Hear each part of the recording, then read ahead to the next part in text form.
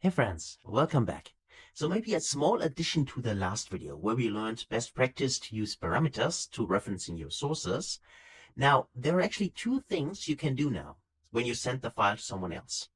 The first one would be that you save it as a PBIX file, which is the normal way to save files, and then send it to him or her, to your colleague. The other way is to store it as a PBIT file.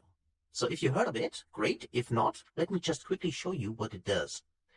Now, if we save it as a normal Power BI file, so just click on the Save button, then of course, next time someone opens this file, then he or she would see exactly this file. On the other hand, if we click on, in this case, F12, let me just click on F12, and click on Save As, but this time as a file type is not PBIX, instead it's PBIT. So if I click this option here, you see that there is no PBIT file, and T stands for template. But let me just save it as a template. Let's call this maybe lecture 4 template, template. Okay, and then just get rid of this, all of this here, and just save it as a PBIT file. I click on Save, like that. And then I can give it a description if I want to do it, and just say template, okay? Of course, feel free to come up with better and more explanatory things here. But let me just click on OK for now. Okay, now I saved it. And now let me just open this so you can see what this actually means. So now when you send the PBIT, the template file, to someone, and he or she opens the file, let me just do that. So let me double click on the template for you to open it.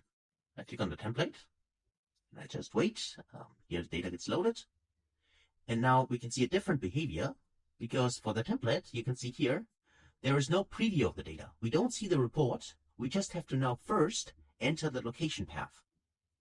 So you see here is the description template. So it should be a little bit more context than just one word. But you can give it here exact description, what, for instance, the report, receiver should do. Maybe put your own location to the file where you store it.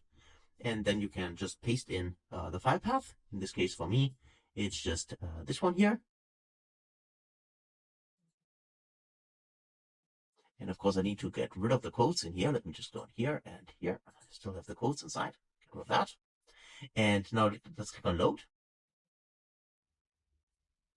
And then you see the data gets loaded. Might take a little bit of time, but now we have here our report, right? And now we can see the data. So that is the difference between the normal PBIX file and the PBIT file. PBIX just means that you send the report, and if someone opens the report, then he or she will see the data.